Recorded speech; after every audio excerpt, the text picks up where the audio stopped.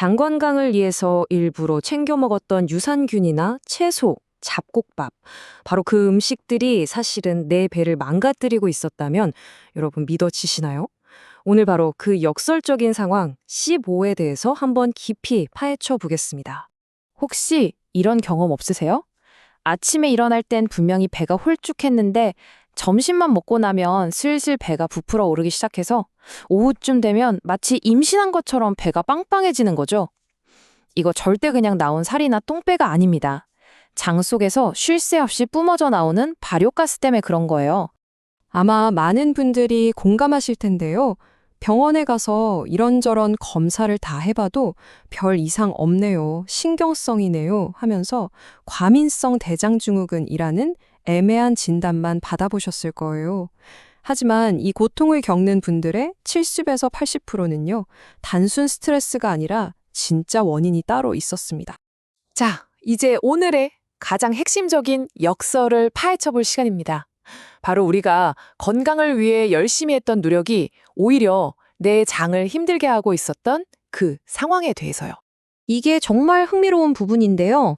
보통 장이 불편하면 당연히 유산균 챙겨 먹고 식이섬유 많은 채소나 잡곡밥을 떠올리잖아요.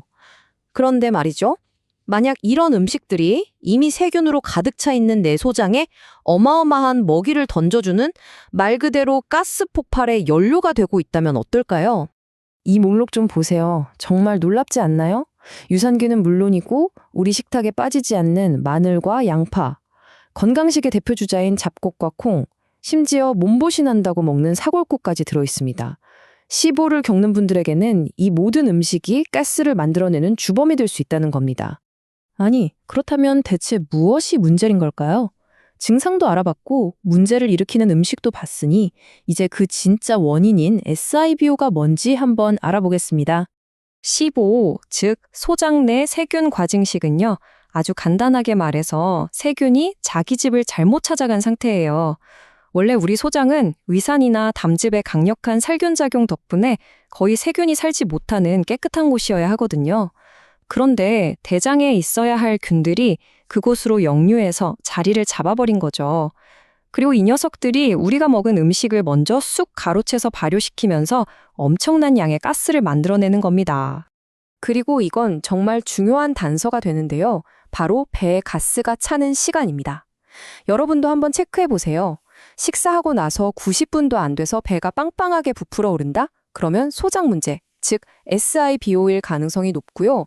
2시간이 훌쩍 지나서 가스가 차기 시작하면 대장 문제, 즉 LIBO일 수 있습니다.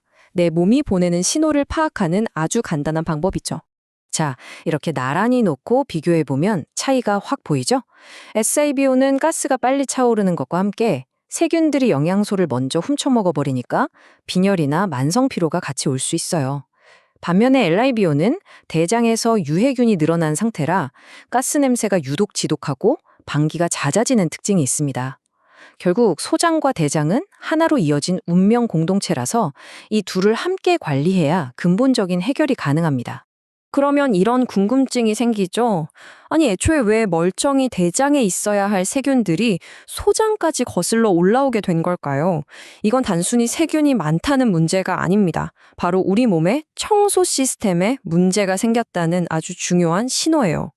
바로 이 소장 청소 파동, 영어로는 MMC라고 불리는 이 녀석이 핵심 열쇠입니다. 우리 장 안에는요, 아주 똑똑한 자동 청소 시스템이 내장되어 있어요. 배가 비어 있을 때 90분에서 120분마다 한 번씩 강력한 파동으로 소장에 남아있는 찌꺼기나 세균들을 싹 쓸어서 대장으로 내려보내는 거죠. 15의 진짜 근본 원인은 바로 이 청소부가 고장나거나 파업을 한 겁니다. 식중독에 걸렸거나 극심한 스트레스를 받았거나 호르몬 불균형이 생기면 이 MMC 기능이 뚝 멈춰버려요. 그러면 소장은 더 이상 흐르지 않는 강물처럼 변해버리는 거죠. 여러분, 고인물은 썩잖아요. 똑같습니다. 세균이 무한증식하는 최적의 환경이 되어버리는 거예요. 자, 이제 원인을 알았으니 해결책으로 넘어가 봐야겠죠? 아마 많은 분들께는 좀 생소할 수 있는 아주 독특하고 효과적인 접근법입니다. 해결 전략은 크게 두 가지 트랙으로 나뉩니다. 첫 번째는 우리 몸에 좋은 유익균은 최대한 살리면서 나쁜 세균과 곰팡이균만 골라서 공격하는 정밀 타격. 그리고 두 번째는 단순히 균만 죽이고 끝나는 게 아니라 고장나버린 장의 청소 시스템 자체를 다시 가동시키는 시스템 재부팅입니다. 첫 번째, 정밀 타격에는 천연 항생제라고 불리는 황련이 사용됩니다. 이 황련 속에 들어있는 베르베린이라는 성분이 아주 스마트한 녀석이에요. 유해균이나 곰팡이균의 세포막을 콕 집어서 파괴하는데 일반 항생제와는 다르게 우리 몸에 좋은 유익균 피해는 최소화하죠. 그리고 두 번째, 시스템 재부팅에는 생강과 강황이 아주 핵심적인 역할을 합니다. 생강은 멈춰버린 장의 모터를 다시 강력하게 돌려주는 역할을 하고요. 강황은 담즙 분비를 촉진해서 천연 살균 작용을 돕는 동시에 독소 때문에 손상된 장신경의 염증을 꺼주는 역할을 합니다.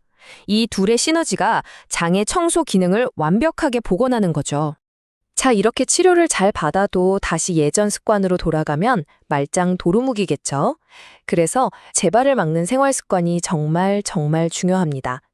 장기적인 평화를 위한 명확하고 실천 가능한 규칙들을 알려드릴게요. 이 4가지 규칙 꼭 기억하세요. 첫째, 철저한 공복입니다. 식사 사이에는 최소 4시간, 밤에는 12시간 이상 배를 비워서 장 청소부 MMS가 일할 시간을 충분히 줘야 해요. 놀랍게도 사탕 한 알, 껌 한 조각만 씹어도 우리 뇌는 음식 들어왔네? 하고 착각해서 이 청소 스위치를 바로 꺼버립니다. 둘째, 무조건 소식입니다. 세균에게 돌아갈 찌꺼기를 남기지 않도록 양을 줄이는 거예요. 셋째, 물 마시는 습관인데요. 물을 불컥불컥 마시면 위장이 확 늘어나면서 MMS가 멈추니까 물 한 컵도 15분에 걸쳐서 천천히 드세요. 그리고 마지막으로 저항성 전분을 피하는 겁니다. 이 모든 습관의 핵심은 딱 하나예요.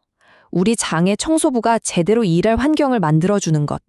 특히 이 찬밥은 정말 많은 분들이 실수하시는 가장 의외의 함정입니다.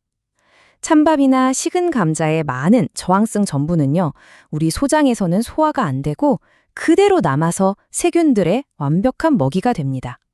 다이어트하는 분들께는 좋을지 몰라도 SIBO 환자에게는 최악의 발효 성분이 되는 거죠.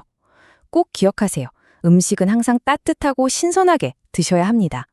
자, 이제 시야를 좀 더 넓혀볼게요. 왜 장 건강이 이렇게까지 중요할까요? 장은 단순히 소화만 하는 기관이 아니라 우리 몸 전체의 뿌리와 같기 때문입니다. SIBO 때문에 장벽이 손상되면 장누수 증후군이라는 게 생길 수 있어요. 말 그대로 장에 구멍이 생겨서 그 틈으로 독소나 세균 찌꺼기들이 혈액을 타고 온몸으로 퍼져나가는 거죠. 우리가 늘 달고 사는 원인 모를 브레인 포그, 그 멍한 느낌, 만성 피로, 쑤시는 관절통 같은 문제들이 바로 여기서부터 시작될 수 있다는 겁니다. 그만큼 정말 중요한 문제예요. 오늘 내용을 마치면서 마지막으로 여러분 스스로에게 한번 질문을 던져보셨으면 좋겠습니다.